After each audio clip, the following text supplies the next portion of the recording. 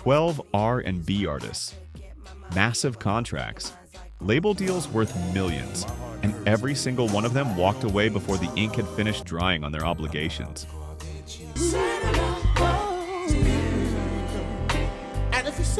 Some were pushed, some were robbed.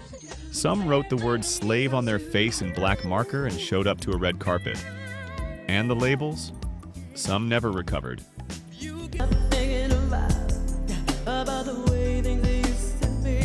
You already know a few of these names. You've heard the music.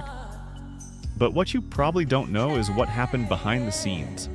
The contracts that read like traps, the royalty checks that shouldn't have been legal, and the moment each artist finally said, enough. This is not a story about fame. It's a story about what happens when you sign your name on a line you don't fully understand. Number 12. Kelis.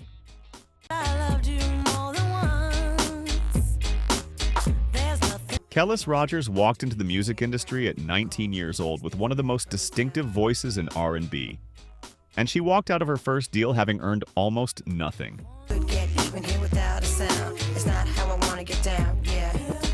You've heard Milkshake? That's not a question. That song was everywhere in 2003. On the radio, at every party, in every car, on every block. It became one of the most recognizable R&B singles of that entire decade.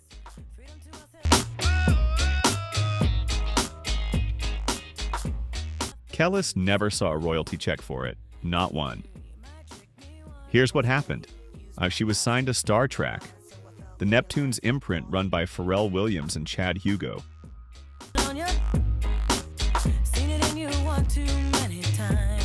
She was told it was a creative partnership. Equal, 33, 33, 33. That split never came.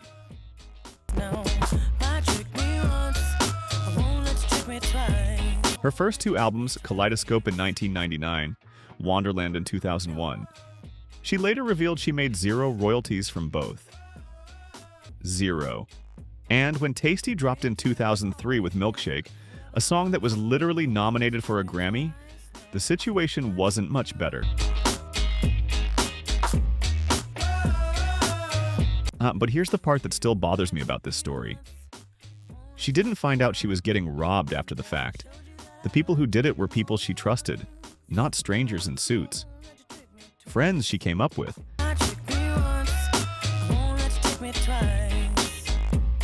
And when she finally spoke about it publicly, she didn't scream. She said quietly, "I'm not going to yell back. You stole all my publishing." Calm. Like someone who had already processed the grief and didn't have the energy for the anger anymore.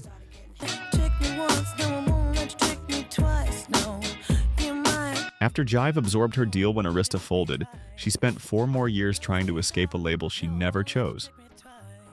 4 years of her 30s. Gone.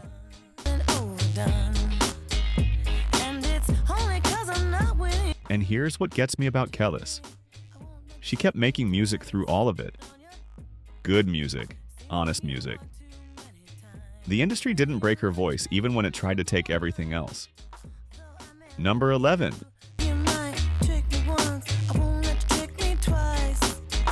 Number 11. Boyz II Men.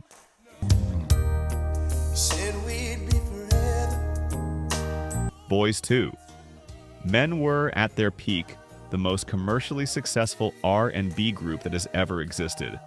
That's not a take. That's the numbers. 50 combined weeks at number 1 on the Billboard. Hot 100. End of the Road. I'll Make Love to You.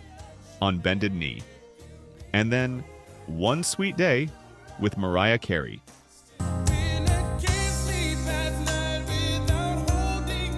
16 consecutive weeks at number 1 in 1995. That record stood for over 2 decades. Motown should have been protecting these men like the crown jewels. Instead, in 1995, the label released an entire remix album, the Remix Collection, without the group's consent. Didn't negotiate, didn't ask, just dropped it.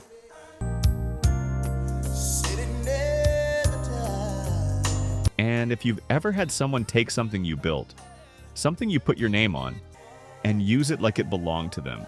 You know the exact temperature that creates inside you. It's not just the money, it's the disrespect.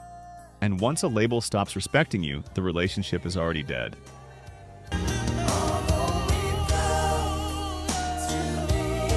Boyz II Men responded by launching their own label on Stone Creek and distributing through Epic. Mid-contract. A direct shot across the bow. The fallout stretched for years.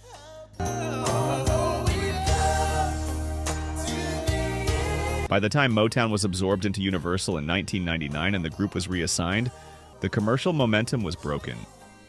Their 2000 album Nathan Michael Sean Wanya, named after the four of them like a final act of identity, sold only 500,000 copies, a fraction of what they once commanded. Girl, I'm here for you. They left Universal in 2001, and a decade-long relationship ending in silence. Boyz II. Shouldn't be happy together forever. Men didn't fade because the talent was gone. They faded because one unauthorized release cracked the foundation of a partnership that should have been untouchable. One remix album. That's what it cost.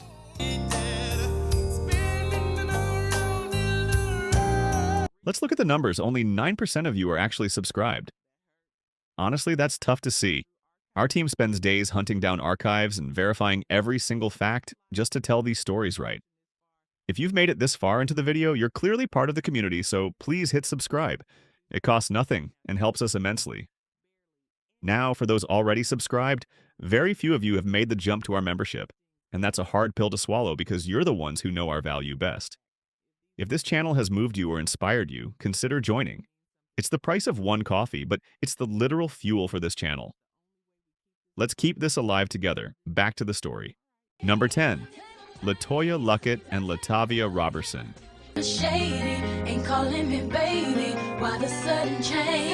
Here's something that almost got buried under all the success. In 1999, while Destiny's Child was recording what would become one of the biggest R&B singles of that year, two of its four original members were quietly removed.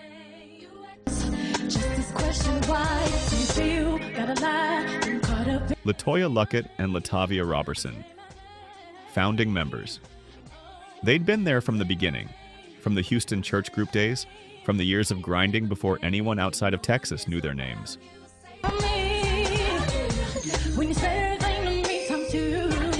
They were replaced, mid-recording. And here's how they found out. Not a phone call, not a meeting. They turned on the television and saw two different women standing where they used to stand. Stay with me on this one. They filed a lawsuit against Matthew Knowles, the group's manager, Beyoncé's father, and against the management infrastructure surrounding Destiny's Child.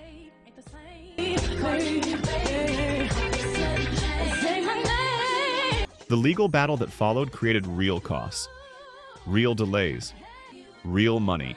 Young Columbia was watching one of its most valuable acts get pulled into litigation at the exact moment it was supposed to break wide open commercially.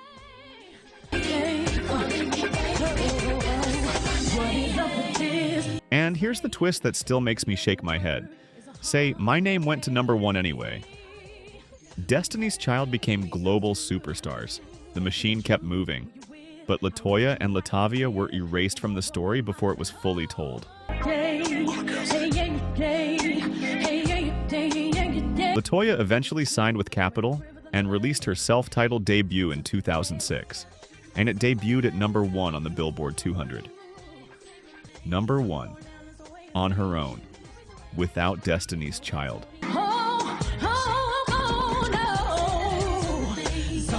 So the talent was never the question. The question is what it costs you, and not just in court, but somewhere deeper. When you find out through a music video that you've been replaced by the people you built something with. Some of y'all know that feeling from somewhere else entirely, and you know it doesn't go away fast.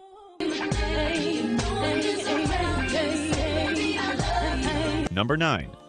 Maxwell. Maxwell's first album came out in 1996, and if you know it the way you know certain things. deeply, privately, like it belongs to you personally. Urban Hang Suite didn't just chart. It launched the neo-soul movement. Maxwell, D'Angelo, Erykah Badu, they were rewriting what R&B could sound like.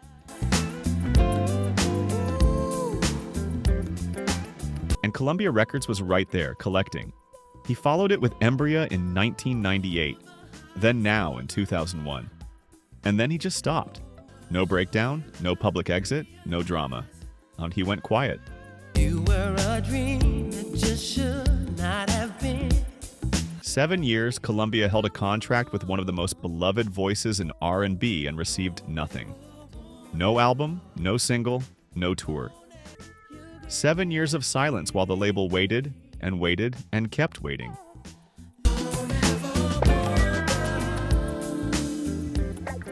Nobody really knows the full story of why. Some say creative perfectionism taken to its ultimate conclusion. Some say label pressure doing the exact opposite of what it was supposed to do, pushing him further inward instead of forward. Some say he simply refused to release anything until he was certain it was exactly right, regardless of what it cost him contractually or commercially.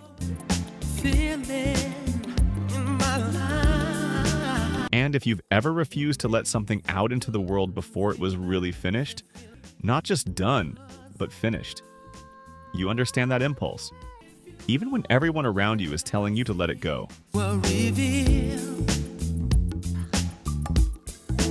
He came back in 2009 with Black Summer's Night, debuted at #1, won the Grammy for Best R&B Album, and like the 7 years had been nothing. But Columbia had lost nearly a decade of releases from an artist at the height of his creative power. And if the silence was even partially deliberate, then Maxwell understood the leverage he had better than his label ever did. The music came out when he was ready, not when they needed it to.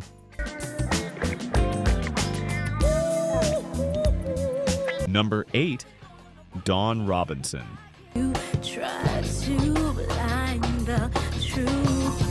On Vogue in 1992 was something genuinely different.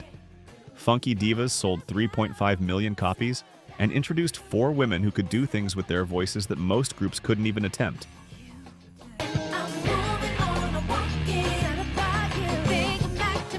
Cindy Herron, Maxine Jones, Terry Ellis, Dawn Robinson. That harmony, that precision, that confidence.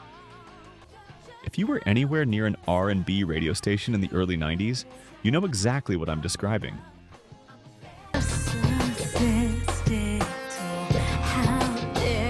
By 1997, they were recording their third album, EV3. Okay, the anticipation was real. On Vogue could have built something lasting enough to carry them into a different conversation entirely.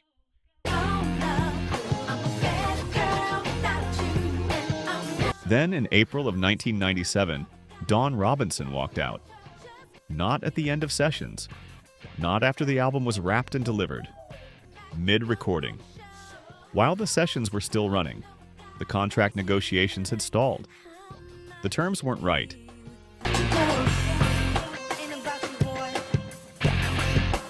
And Dawn made the kind of decision that most artists talk themselves out of. She left in the middle of it, now knowing full well what it would cost, and doing it anyway. The remaining 3 members had to go back and re-record her lead vocals. New arrangements, new studio time, new money. The label absorbed all of it.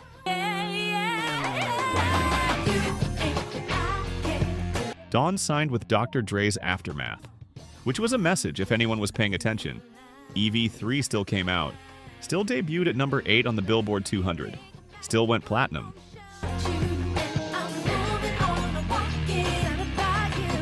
But if you've listened to Funky Divas and then put on EV3 back-to-back, you already know what was missing. You don't even have to be a music critic to hear it. You just hear it.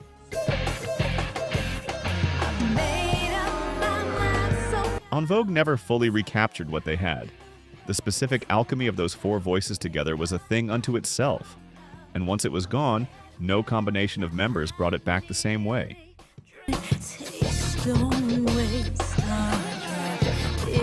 Dawn eventually returned to the group years later, but the timing of her exit, mid-session, mid-contract, mid-peak, redirected the trajectory of a group that had absolutely everything.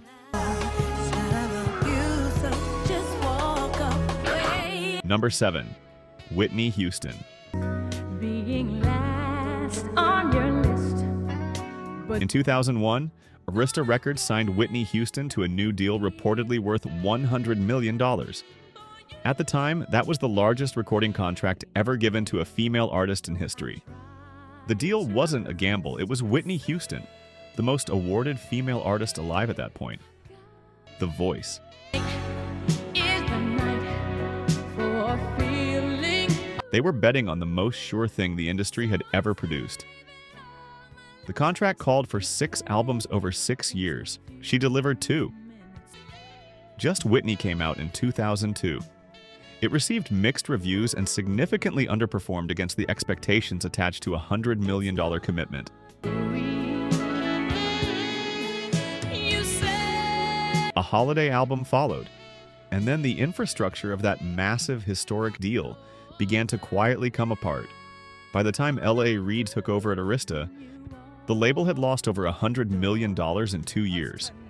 Some of that was a broader portfolio problem, but Whitney's shortfall hit differently because the size of her deal made every missed delivery more expensive.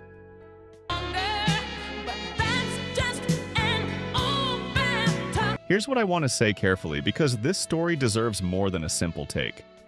Whitney wasn't trying to quit. She was in the middle of something real. The years everyone watched from a distance. The marriage, the addiction, the period when the voice that once silenced entire arenas wasn't reliably there anymore.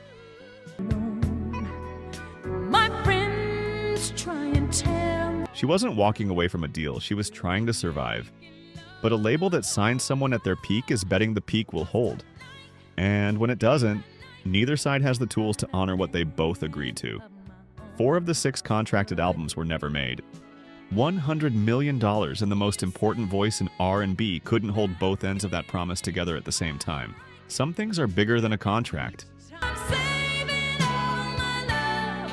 Yes, I'm saving. Number 6. Mariah Carey. I had it all. In April 2001, Mariah Carey signed with Virgin Records for a reported $100 million. 5 albums, $21 million upfront. She was the best-selling female artist of the 1990s. Over 200 million records worldwide.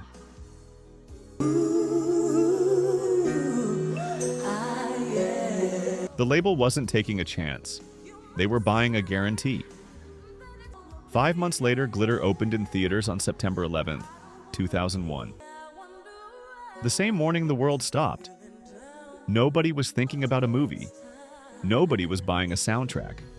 But I let it slip away. The album sold around 3 million copies worldwide, against a catalog that routinely moved 40 million. And then Mariah had a very public breakdown. Hospitalized. The press called it exhaustion. It was more than that, and most people who were paying attention already knew it. Virgin didn't wait.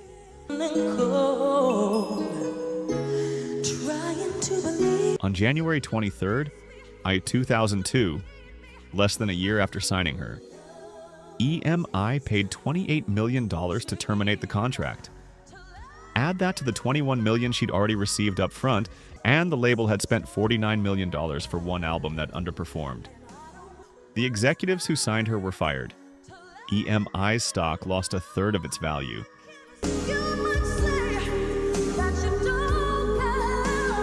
But here's the part of this story that reframes everything. Mariah signed with Island Def Jam in 2002. And in 2005, she released The Emancipation of Mimi, the biggest comeback album in R&B history. #1 in 12 countries, 8 Grammy nominations, best-selling album of 2005 worldwide. Virgin let go of the greatest comeback in the genre's history and paid $49 million for the privilege. Number 5. Lauryn Hill.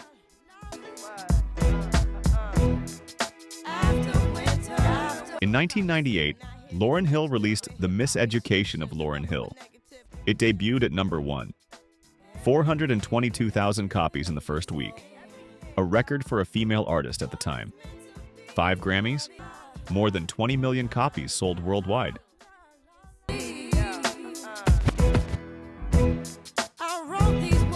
Columbia Records was sitting on a franchise, and they expected the follow-up to be just as enormous. What they received was MTV Unplugged number 2.0 in 2001. Raw, acoustic, intensely personal, and deliberately unpolished.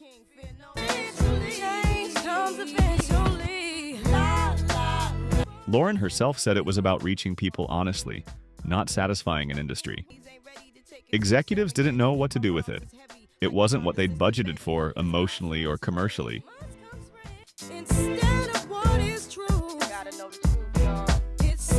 And then the silence came. In 2021, more than 20 years after Miseducation, Lauryn gave an interview where she described what happened when she tried to make a second album on her own terms. She called the people working against her inside the system scores of tentacled obstructionists. People who, she said, actively worked to reshape her music.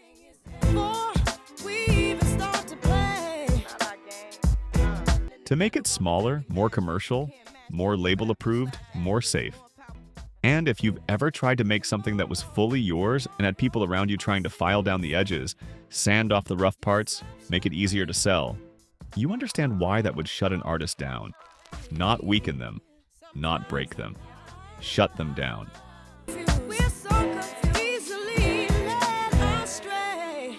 She signed a new deal with Sony in 2013 for a reported $1 million. No studio album followed. Columbia waited for a proper follow-up to a 20 million seller for 26 years. They're still waiting. The math on what a genuine second Miseducation would have meant commercially is staggering.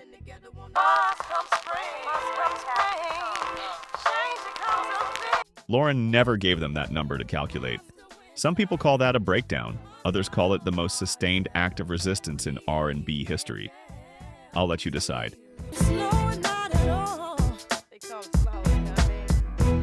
Number 4. D'Angelo. Voodoo came out in January 2000 and debuted at number 1 on the Billboard 200. 320,000 copies in the first week.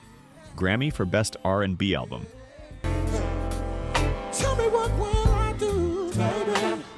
And the untitled video, 3.5 minutes of D'Angelo barely clothed, lit like a painting, staring directly into the lens, became one of the most talked about music videos ever made. He hated it. Not complicated about it. Hated it.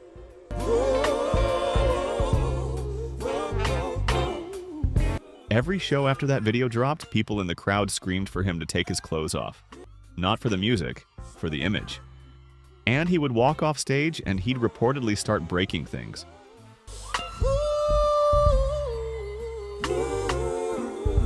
Virgin Records thought they had a superstar. What they'd actually built was a trap. The label expected a follow-up by 2004. They funded sessions, brought in producers, cleared his schedule. D'Angelo didn't deliver. By 2005, without the contracted albums, Virgin ended the deal.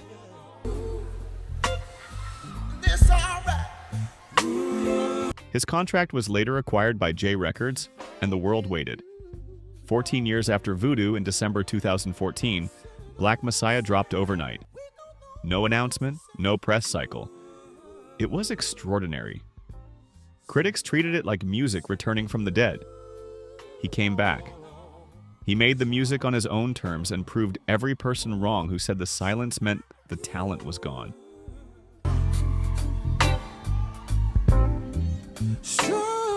D'Angelo died on October 14th, 2025. Pancreatic cancer. He was 51 years old.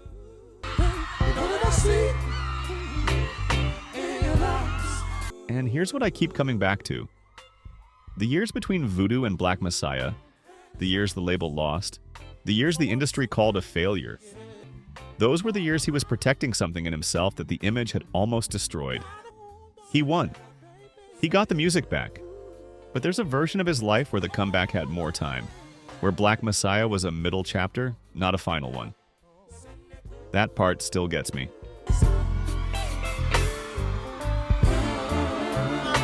Number 3, Toni Braxton.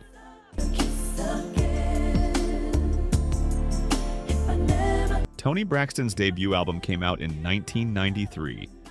Secrets came out in 1996.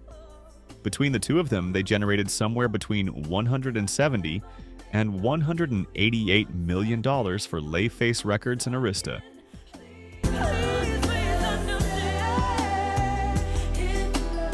I need you to hear the next number clearly. Her total royalties from that period, $1,972. Not per week, not per month. Total. For both albums combined. While the label was counting hundreds of millions.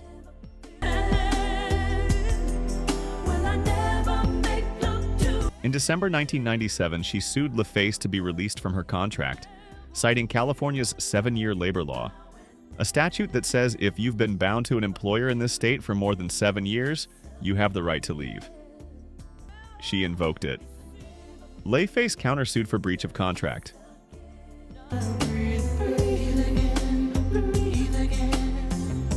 In January 1998, Toni Braxton filed Chapter 7 bankruptcy. $5 million in debt. One of the most successful R&B artists of the decade. $5 million in the hole.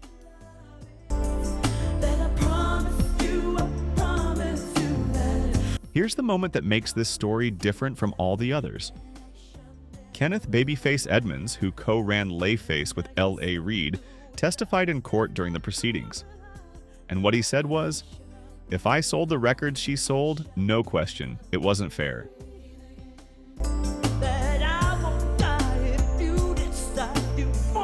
The man who ran the label that paid her less than $2,000 said out loud, under oath, that it wasn't fair. They settled in 1999 for a reported $20 million, but Toni lost the rights to 27 of her biggest songs as part of that settlement. And I can't stop thinking about the love. Songs she performed, songs that built a label, gone.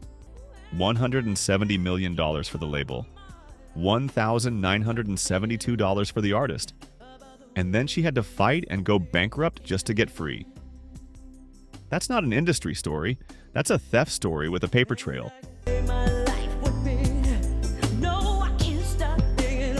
Number 2, TLC.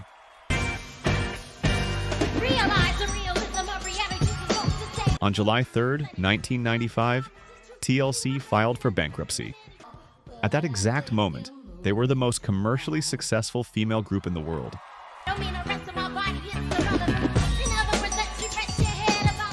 Crazy Sexy Cool had just become the first album by a female group in history to achieve diamond certification.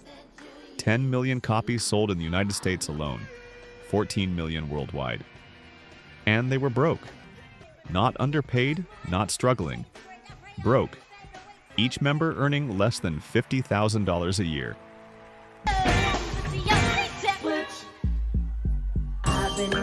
Their royalty rate was 56 cents per album, split 3 ways. Their label and management had generated an estimated $175 million from their work. Yo, left eye! Kick that one time! TLC received roughly 1% of that. The bankruptcy was a strategy, and a calculated legal move designed to force an exit from their management contract with Pebbles, who had signed them when they were teenagers and structured a deal that functioned like a one-way door.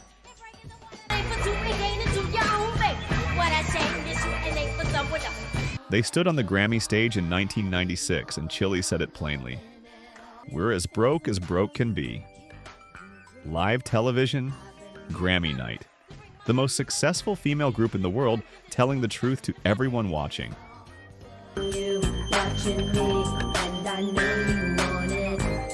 The settlement got them out of Pebbles' management deal. They renegotiated directly with LaFace. And then they paid $3 million, $1 million per letter, to buy back the rights to their own name. Their name. TLC. 3 letters they had to purchase.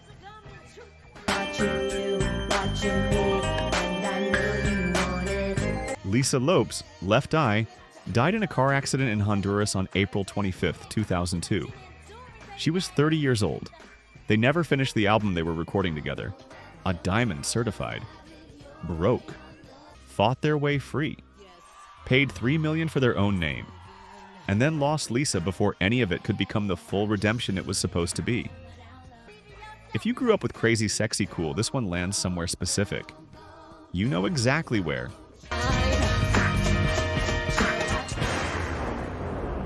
Number 1. Prince.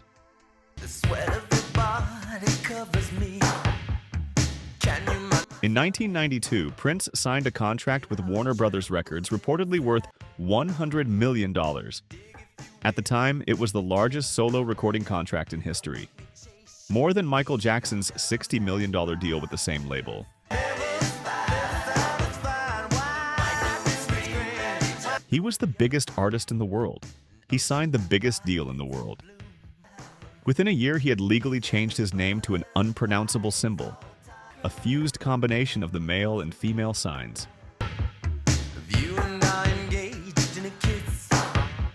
The artist formerly known as Prince. Not for press, not for a brand moment, because under the terms of his Warner Brothers contract, the name Prince belonged to them, not to him.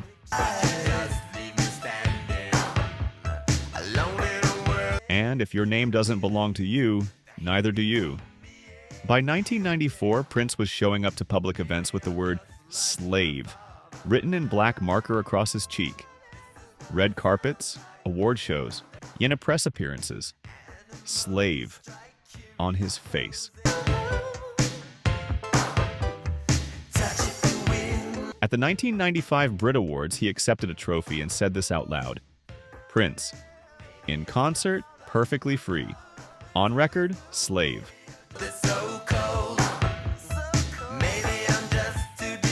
And then he deliberately flooded the market. Back-to-back album releases, more output than any label could commercially absorb. He was trying to oversaturate his own catalog, to burn through his contractual obligations faster than Warner Brothers wanted to move.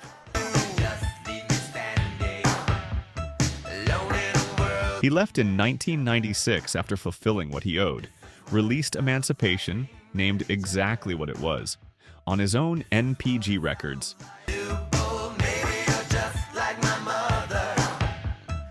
For 18 more years, he kept fighting for the one thing that mattered most to him, his masters, the actual recordings. In 2014, he re-signed with Warner Brothers. This time, he got them back.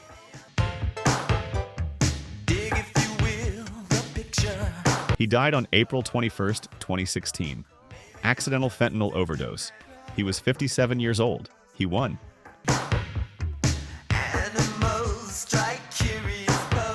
He spent 2 decades fighting the most powerful label infrastructure in music history, publicly, visibly, at real personal cost. And he came out on the other side with his name and his recordings intact.